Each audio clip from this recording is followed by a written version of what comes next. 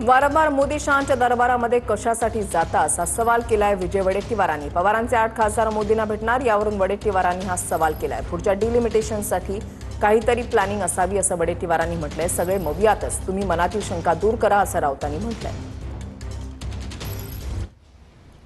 आमचं लक्ष आहे ते विकासासाठी भेटत असतील तर आमच्या शुभेच्छा आहेत। आता डिलिमिटेशनवर त्यांची भूमिका काय आहे आज बोलणं उचित नाही, पण खूप दिवसापासून पवारसाहेब भेटले त्यावर चर्चा झाली, मग तटकरे भेटले त्यावर चर्चा झाली, पुन्हा सुप्रियाताई भेटले त्यावर चर्चा झाली, पुन्हा जाऊन प्रफुल्ल पटेल भेटले त्यावरही चर्चा झाली।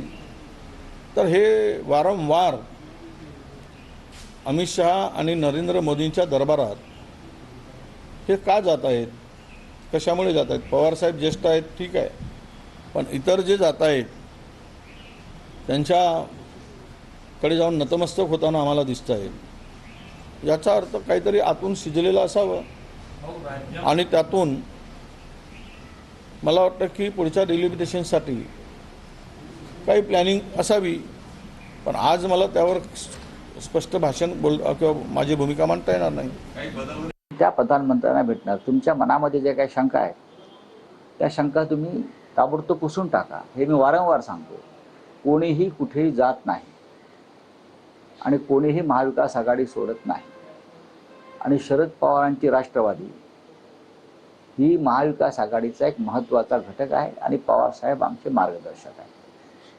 चांगली गोष्ट आहे, पंतप्रधान सगळ्यांना भेटतायत आणि सर्व पक्षीय लोक पंतप्रधानांना भेटतायत।